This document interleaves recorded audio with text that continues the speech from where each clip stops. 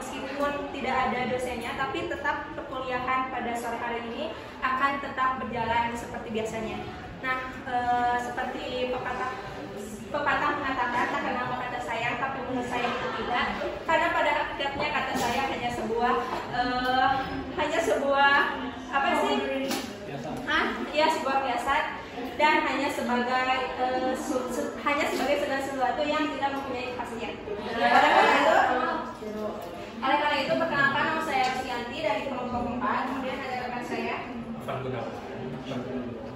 Nama saya Narisvaliana Rizky. Nah, di sini kita akan membahas sebuah materi mengenai pengembangan sosio-emosi masa dewasa madya. Nah, teman-teman, pada pembahasan kita hari ini ada beberapa poin yang akan kita bahas secara mendalam. Yang pertama ada teori kepribadian dan perkembangan dewasa madya, kemudian ada pendekatan peristiwa hidup, ada stres dan kendali diri di usia parubaya, ada konteks pengembangan individu di usia parubaya, ada stabilitas dan perubahan studi longitudinal, dan akan ditutup dengan studi kasus. Nah, di sini saya akan menjelaskan tentang tahap-tahap masa dewasa. Sebelum kita memasuki tahap-tahap masa dewasa, kita harus tahu terlebih dahulu bahwa masa dewasa madya itu berkisaran antara umur 40 sampai 45 tahun. Nah, di mana pada umur itu tuh ada beberapa aspek yang mengalami penurunan ataupun berhentinya fungsi-fungsi dari salah satu aspek tersebut. Nah, dari aspek jasmani kita dapat lihat bahwa ternyata pada aspek jasmani itu mengalami berbagai penurunan, di mana penurunan pada penglihatan maupun dari sistem pendengaran, dan masih banyak lagi yang mengalami pengunduran pada masa dewasa madya ini. Nah, oke teman-teman, seperti halnya kita ketahui bahwa masa dewasa madya itu merupakan masa transisi, di mana masa dewasa madya ini merupakan masa yang mengalami beberapa penurunan, baik itu dari aspek jasmani, kemudian juga ada aspek psikologis yang masih mengalami perkembangan, namun pada perkembangan itu bukan tertuju kepada pengembangan kemampuannya, tapi lebih ke pematangannya. Nah, ada beberapa tahapan masa dewasa, di mana pada tahapan masa dewasa ini itu ada 3. Yang pertama dari Erikson, di mana Erikson itu berpendapat bahwa pada masa dewasa madya itu terdiri dari tugas perkembangan, generativitas versus stagnasi. Nah, di mana generativitas ini itu merupakan sebuah tugas perkembangan orang dewasa untuk memiliki keturunan. Nah, kemudian stagnasi ini itu merupakan sebuah perasaan yang muncul dari orang dewasa tersebut ketika dia tuh berpikir bahwa tidak ada apapun untuk generasi selanjutnya. Kemudian ada masa kehidupan manusia. Masa kehidupan manusia itu merupakan teori dari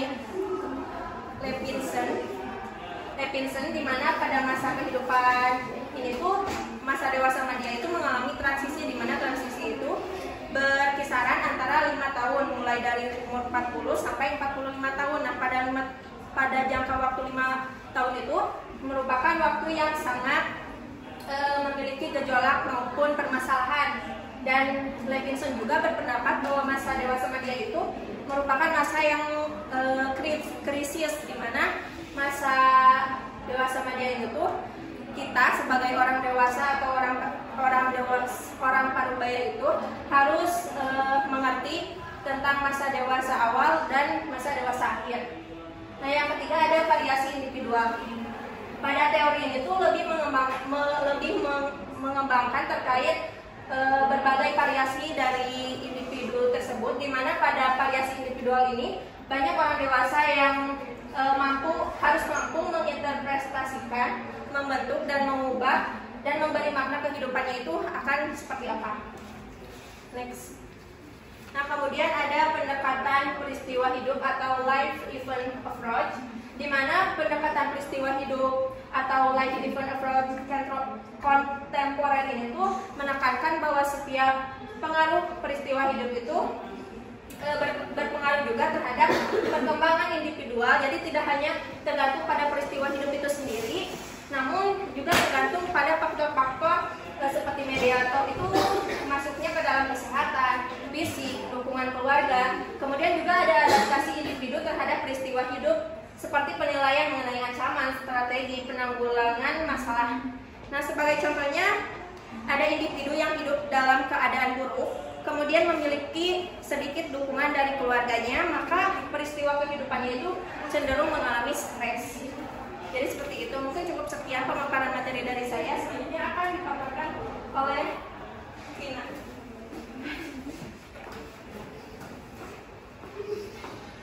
Baik, lanjut mengenai stres dan kendali di usia parubaya. Dewasa muda dan dewasa parubaya itu memiliki hari-hari yang lebih menimbulkan stres dan lebih banyak lagi hari-hari yang mengandung stres majemuk. Meskipun orang dewasa muda mengalami stresor harian, namun dibandingkan dewasa parubaya, orang dewasa menengah lebih banyak dihadapkan pada stresor yang berlebihan yang melibatkan berbagai aktivitas sekaligus dalam waktu yang sama.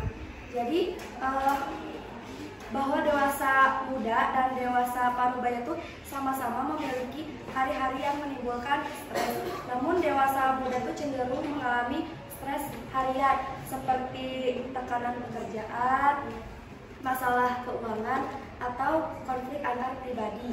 Sedangkan dewasa parubaya itu cenderung stresnya itu lebih ke majemuk, seperti aktivitas yang tanggung jawabnya tuh dalam waktu yang bersamaan, misalnya seperti mereka mengurus pekerjaan, keluarga, dan juga mengurus orang tua yang memerlukan perhatian ekstra. Lalu para peneliti lainnya menentukan bahwa orang dewasa parubaya mengalami lebih sedikit stresor yang tidak dapat dikontrol dibandingkan yang dewasa muda atau lebih tua. Untuk selanjutnya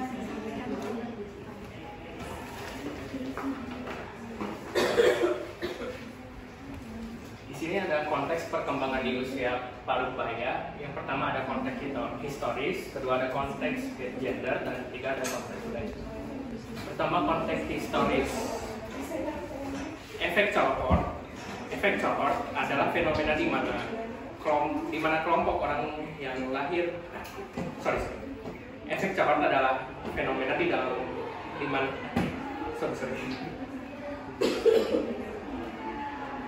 Efek cohort adalah fenomena di mana kelompok orang yang lahir dalam periode waktu yang sama cenderung memiliki kesamaan dalam nilai-nilai, pandangan, dan perilaku mereka. Ini terjadi karena mereka berbagi pengalaman hidup yang serupa selama masa pertumbuhan dan masa perkembangan mereka.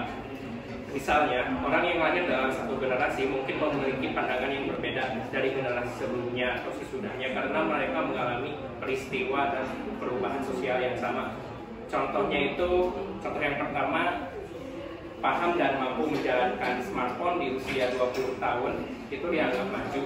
Sedangkan tidak paham dan tidak bisa menjalankan smartphone di usia 40 tahun dianggap kuno. Jadi kan kedua orang itu hidup di dalam zaman yang berbeda gitu. Jadi mereka tidak terbiasa. Mereka ada yang terbiasa, ada yang juga tidak terbiasa dengan menggunakan smartphone gitu. Sejumlah ahli perkembangan berpendapat bahwa perubahan saat-saat historis dan ekspektasi mempengaruhi perbedaan cohort. Bernice menekankan kekuatan nilai, sikap, ekspektasi, dan perilaku dipengaruhi oleh periode ketika hidup. Social clock adalah fenomena masyarakat mengenai tingkah laku yang sesuai untuk usia-usia tertentu. Diinternalisasi oleh individu yang diharapkan melakukan tugas tertentu pada usia tertentu dan pada waktu yang tepat. Contoh konkretnya yaitu di satu budaya ada ekspektasi bahwa seseorang itu harus menikah di usia awal, sekitar 25 tahun. Orang yang belum menikah di usia tersebut mungkin merasa ada tekanan sosial untuk segera menikah. Dan di budaya yang lain, pernikahan mungkin lebih sering terjadi di usia yang lebih tua, seperti setelah menyelesaikan pendidikan yang lebih tinggi atau membangun karir. Dalam kasus ini, seseorang yang menikah pada usia muda mungkin dianggap tidak mengikuti norma sosial. Jadi di beberapa budaya ada perbedaan gitu. Yang kedua adalah konteks gender. Para kritikus menyatakan bahwa teori tahapan perkembangan orang dewasa mengandung bias pria, yang berarti mereka cenderung lebih banyak berfokus pada pengalaman dan perkembangan pria. Ini bisa mengakibatkan pemahaman yang terbatas tentang pengalaman wanita dalam perkembangan mereka. Teori tahapan orang dewasa juga kurang menekankan pentingnya membesarkan dan mengasuh anak. Peran wanita di dalam keluarga merupakan hal yang kompleks dan menonjol dibandingkan dalam kehidupan pria. Ini berarti teori-teori tersebut tidak cukup untuk memahami bagaimana peran wanita dalam keluarga dapat mempengaruhi perkembangan mereka. Dan selanjutnya ada subteks budaya. Dalam banyak budaya, khususnya budaya non-industri, konsep mengenai usia parubaya tidak dirumuskan secara sangat jelas, atau dalam beberapa kasus, konsep ini tidak ada sama sekali. Masyarakat non-industri banyak yang menyatakan individu ke individu lain sebagai muda atau tua, namun tidak menyatakan sebagai parubaya. Beberapa budaya tidak memiliki istilah untuk remaja atau dewasa muda ataupun dewasa menengah. Contohnya di budaya Gusi yang terletak di bagian utara Afrika, Kenya. Jadi mereka itu membagi rangkaian hidup yang berbeda untuk pria dan wanita. Yang pertama ada rangkaian hidup untuk wanita. Yang pertama itu ada bayi, anak perempuan belum disunat. Yang ketiga ada anak perempuan sudah disunat. Yang keempat ada wanita yang setelah menikah. Yang kelima ada wanita tua. Dan untuk pria, yang pertama juga sama, ada bayi, anak laki-laki belum disunat, 3 anak laki-laki sudah disunat, dan yang keempat ada pria tua. Jadi perbedaannya selisihnya ada 1 antara wanita dan pria untuk di budaya Gusi. Dan untuk di sekitar kita kan dipanggilnya itu, kalau perbedaan umur itu ada anak-anak, remaja, dewasa, dan lansia. Jadi pembagian istilah rangkaian hidup dari kita lahir sampai dewasa itu tergantung dengan budaya sekitar kita, bisa dari berbagai negara, agama, dan suku. Next.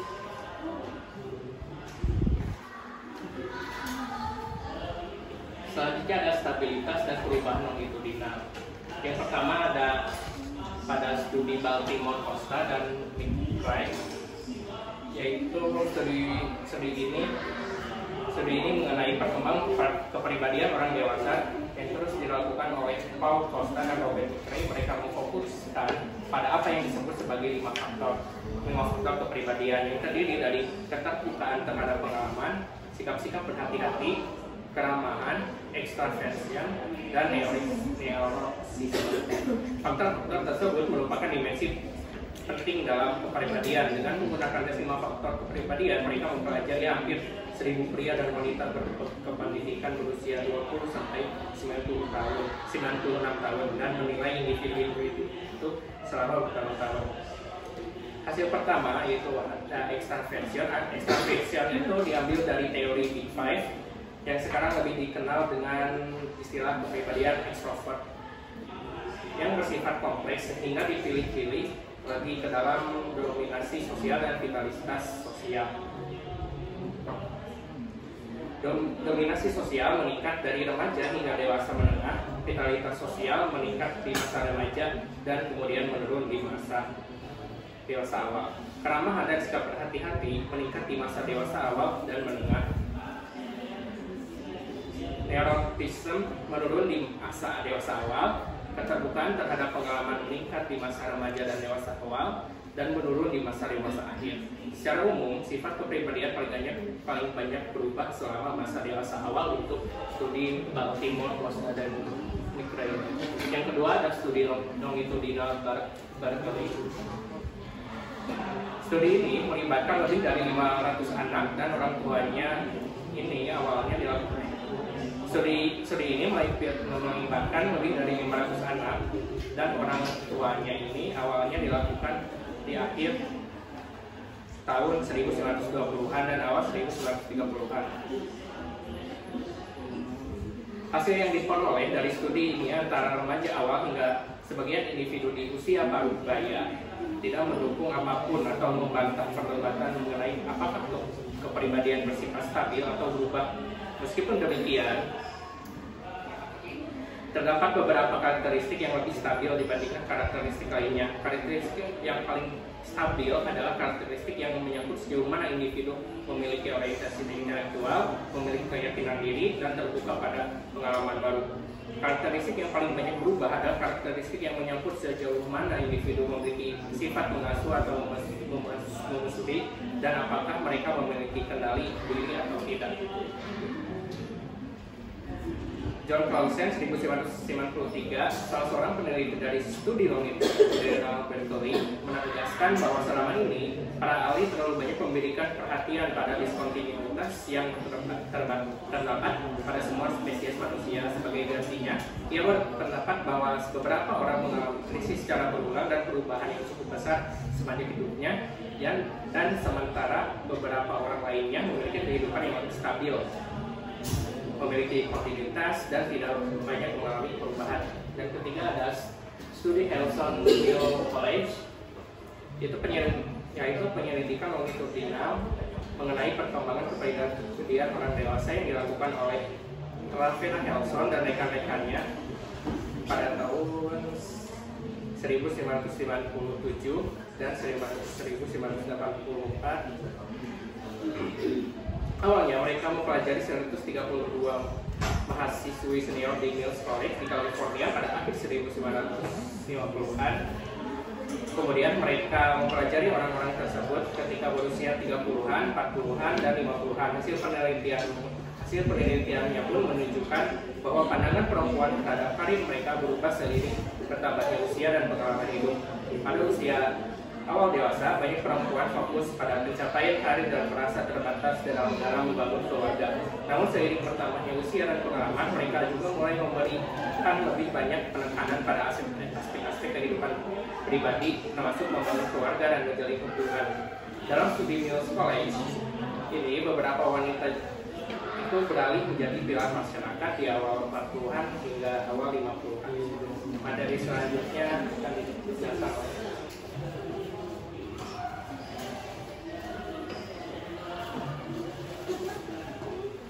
oleh di sini saya akan menjelaskan tentang relasi akrab. Yang pertama itu ada cinta dan pernikahan di usia parubaya. Nah, ada dua bentuk utama dari cinta. Yang pertama itu ada cinta romantis dan juga efektif. Nah, bedanya cinta romantis ini biasanya terjadi pada usia remaja, di mana seseorang itu masih dalam tahap romantisnya. Sedangkan kalau misalkan cinta efektif ini terjadi pada dewasa madya, di mana mereka itu saling membutuhkan satu sama lain. Nah, kemudian ada beberapa pernikahan di masa dewasa awal akan terasa sulit dan terjal. Nah, kenapa bisa terjadi? Karena kan pada awal masa pernikahan itu mungkin ada yang sesuai sama ekspektasi yang mereka gitu. Misalkan ekspektasinya setelah nikah itu enak, tapi kan pasti adanya konflik-konflik gitu.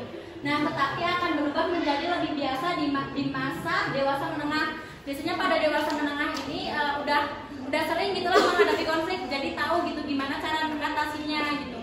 Nah, kemudian yang kedua itu ada kekosongan dan pemenuhan. Orang tua yang hidupnya menyaksikan keberadaan anak-anaknya itu biasanya akan mengalami pemenuhan, di mana orang tua itu kan ada temennya gitu, bisa diajak ngobrol sama anaknya gitu, bisa keluarin keluh kesahnya gitu, ada teman ngobrol lah intinya gitu, bisa mungkin akan mengalami kekosongan yang mencakup menurunnya kepuasan pernikahan setelah anak-anak meninggalkan rumah. Nah, akan terjadinya kekosongan bila anak-anaknya itu udah pada menikah gitu. Jadi anaknya itu kan pindah rumah gitu, pindah sama keluarganya. Jadi orang tua itu akan mengalami kekosongan. Terus yang ketiga ada relasi di antara saudara kandung dan persahabatan. Nah, di mana saudara kandung di masa dewasa ini akan sangat dekat satu sama lain, cenderung sudah memiliki pendekatan serupa saat anak-anak. Jadi kan biasanya kalau misalkan kita anak-anak udah bareng nih, kayak nanti pas dewasa itu kesannya nanti bakal enak, jadi kayak udah jadi bestie gitu loh. Nah, sedangkan kalau misalkan kedekatan saudara kandung yang baru terjadi di masa dewasa itu jarang terjadi, karena mungkin adanya rasa canggung, kayak bingung nih mau mulai pembicaraannya dari mana gitu, bingung mau ngobrolnya gimana, belum tahu karakteristik sifatnya kayak gimana gitu. Kemudian yang keempat ada kakek dan nenek. Nah, biasanya banyak orang dewasa menjadi kakek nenek untuk pertama kali di usia parubaya. biasanya pada usia-usia 45 tahun sampai dengan 65 tahun itu udah menjadi kakek atau nenek, udah punya cucu lah ibaratnya gitu. Nah, terus secara konsisten para peneliti menemukan bahwa nenek lebih sering melakukan kontak dengan para cucu dibandingkan kakeknya.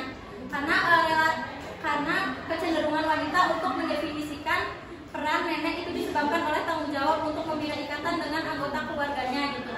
Nah, biasanya juga para nenek itu kan kayak ini ngasih uang jajan sama cucunya gitu. Dia lebih dekat dengan cucunya gitu. Terus ada relasi antar generasi. Nah, keluarga adalah hal yang penting bagi semua orang gitu. Kemudian orang dewasa parubaya yang lebih tua mengekspresikan rasa tanggung jawab yang kuat antara generasi dengan keluarga mereka. Jadi orang dewasa manja itu mengekspresikan rasa tanggung jawabnya yang kuat antar generasi keluarganya gitu. Nah, pada orang dalam masa dewasa menengah ini memainkan peran yang penting juga dalam kehidupan yang lebih muda, di mana orang dewasa ini akan membagikan pengalaman-pengalamannya mereka gitu kepada orang yang lebih muda darinya, dan juga meneruskan nilai-nilai atau bukan adat ya, kayak meneruskan gitu kepada generasi-generasinya gitu agar diterusin.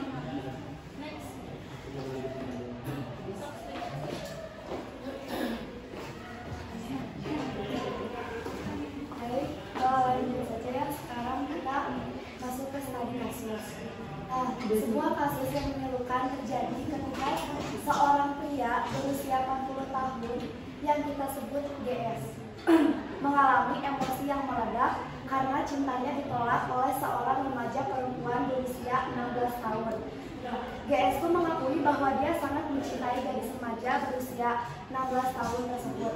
Pada suatu hari, teman laki-laki si gadis tersebut menjemputnya.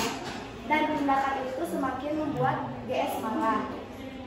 Penolakan itu memicu emosi GS semakin meledak. GS merasa terhina dan terluka. Pada suatu hari, tepatnya pada Rabu 29 Maret 2023 sekitar pukul 7 pagi, GS yang penuh dengan kemarahan melancarkan aksi kekerasan. Dia membawa sebilah pedang dan dengan kebrutalan GS merusak rumah seorang tetangganya yang bernama RS, yang juga merupakan ayah dari si gadis berusia 16 tahun itu yang telah menolak cintanya. Nah, aksi destruktif GS itu tidak terhenti pada merusak rumah RS saja, dia juga merusak spanduk-spanduk yang berada di depan rumah RS, bahkan sampai merobohkan tembok rumah gadis tersebut. Nah, aksi itu mengguncang masyarakat di sekitar wilayah mereka yang bersebelahan di Jalan Padasuka, Kelurahan Lengkong Sari, Kecamatan Tawang, Kota Tasikmalaya, Jawa Barat.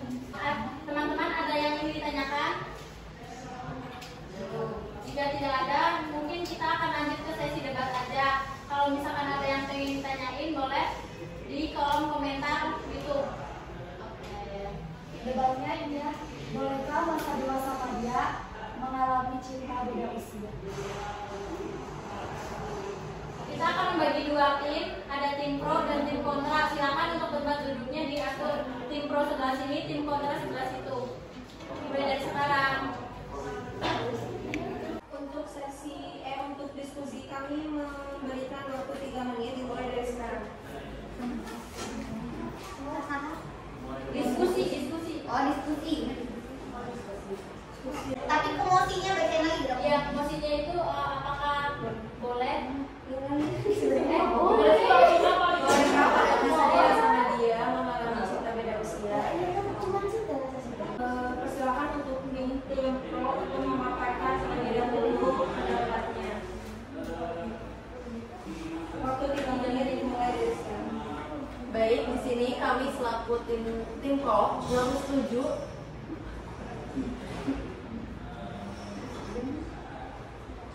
terhadap mosi debat kali ini. Mengapa? Yang pertama, karena setiap orang memiliki kebebasan dalam menentukan siapa orang yang akan dicintainya. Yang kedua, dengan kita memiliki pasangan yang berbeda usia dengan kita, terdapat kemungkinan yang besar bahwa orang tersebut mampu mengayomi kita dengan lebih baik, serta orang tersebut memiliki keadaan emosi maupun finansial yang lebih matang daripada usia kita.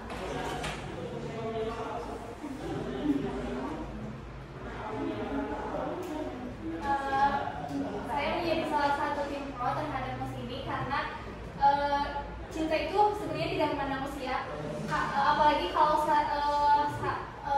kedua belah pihak tersebut tanpa ada paksaan, tanpa ada indikator apapun saling mencintai, ya kenapa tidak, sah-sah saja, karena kan itu merupakan hak kebebasan mereka untuk saling mencintai, dan juga cinta beda usia ini dapat juga kita melihat kalau misalkan si laki-lakinya lebih tua, finansialnya lebih matang, kemudian tadi juga lebih mengayomi kita sebagai usianya yang lebih muda dan lebih banyak mempunyai pengalaman hidup yang tentunya dapat menjadikan pelajaran dalam menjalin hubungan cinta. Untuk tim kontra, silakan memaparkan pendapatnya. Kita mulai dari sekarang. Nah, di sini saya sebagai tim kontra. Kenapa saya kontra? Saya melihat yang tadi disebutkan bahwa mencintai itu adalah hak untuk setiap orang. Tapi kita juga kan harus melihat sisi psikologis dari setiap orang. Kalau misalnya usia dia itu perbedaan usianya terlalu jauh, kayak misalnya itu contoh 40 tahun dan ingin mencintai gadis yang 16 tahun. Nah, kita harus melihat dari sisi psikologisnya. Kalau misalnya usia dia itu kan lebih ke serius ya, sedangkan kalau untuk usia 16 tahun itu masih dalam tahap remaja. Nah, itu tuh kayak apa ya? Itu bakalan berpengaruh pada tahap psikologisnya.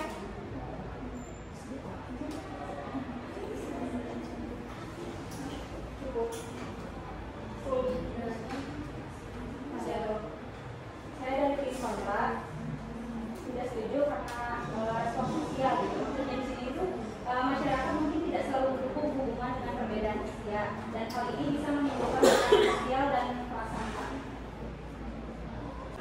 Silakan untuk tim pro kembali opini dari setiap orang. Saya ingin mengomentari atau menjawab perihal statement yang dikeluarkan oleh Kai mengenai keseriusan itu, keseriusan kan tadi. Nah, menurut saya sendiri keseriusan itu tidak bisa dilihat dari usia atau psikologi seseorang, tapi balik lagi ke orang itunya sendiri.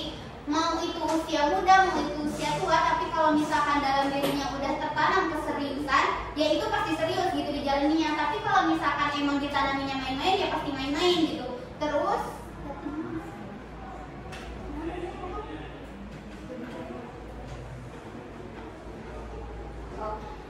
perihal statement Rere mengenai banyak masyarakat sosial yang tidak setuju.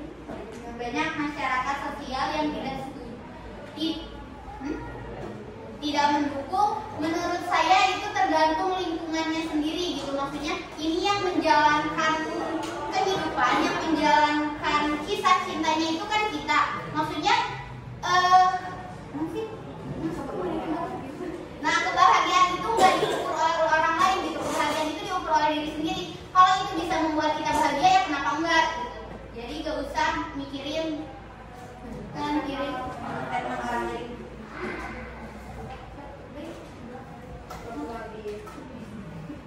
Silakan kepada tim kontra untuk memaparkan kembali tadi kan kebahagiaan itu tidak diukur dari ucapan orang lain kan. Misalnya ini deh stereotip orang Indonesia itu kan kadang kita ngomongnya ke kanan kiri, sedangkan satunya kanan kiri. Sedangkan kayak nggak wajar gitu loh gitu, kayak orang yang lebih tua sama sama yang lebih muda, dan itu stereotip tetangga itu pasti kan diomongin gitu. Jadi kan jadi risih kitanya juga gitu. Kecuali kalau misalnya emang stereotip orang luar negeri kan pada individual tuh. Jadi ya karena that's okay gitu, mau gimana juga.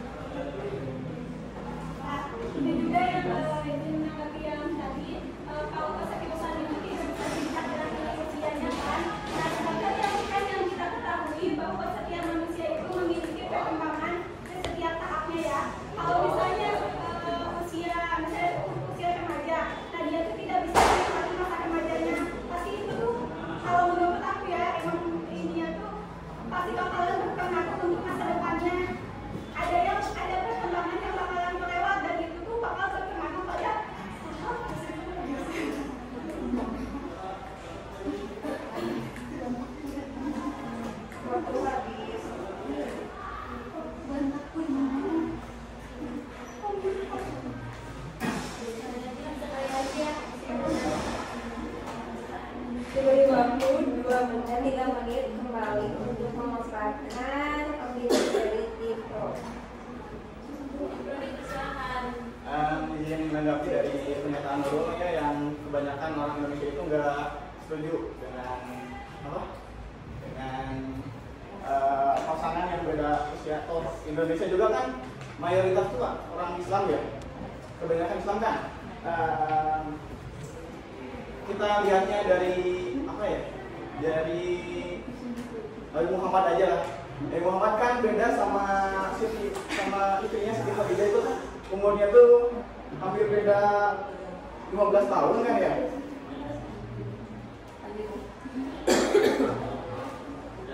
Pas Nabi Muhammad itu Siti Khadijah itu 40 tahun dan Nabi Muhammad itu 25 tahun. Nah, kita melihatnya dari sisi sana aja.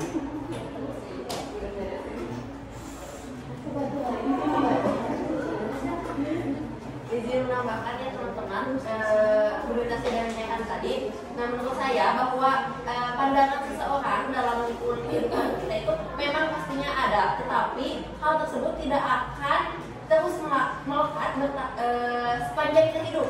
Mungkin hanya akan beberapa bulan ataupun beberapa tahun saja. Setelah waktu berlalu, mungkin semuanya akan normal saja, tidak ada cibiran atau apapun itu.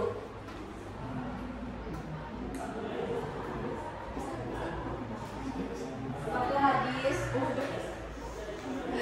kepada pimpinan silakan untuk menanggapi opini dari tim pro.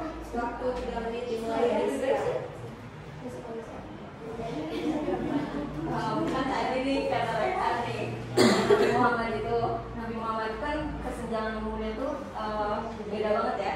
Kalau Nabi Muhammad tuh kan udah diwahyuin banget ya, kayak dia tuh tahu loh apa yang harus dilakukan gitu, melakukan perintah Allah. Dimana dia itu kan menolong, maksudnya itu dia kan punya tujuan lain gitu selain cinta. Dia itu bisa jadi menolong wanita yang ada pada zamannya saat itu gitu. Nah, kalau sedangkan kan kalau sekarang mungkin kita bisa aja ya kayak kita cowok itu punya istri 4 bisa aja, tapi kan di sini konteksnya beda gitu. Kayak apa ya? Maksudnya kayak obses gitu.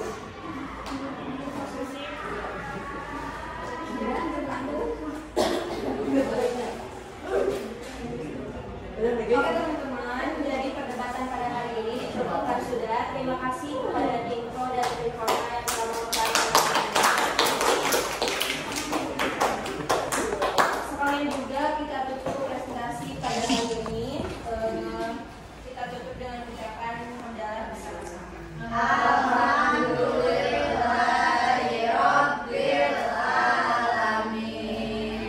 Kami dari kelompok 4 pamit undur diri. Wassalamualaikum warahmatullahi wabarakatuh.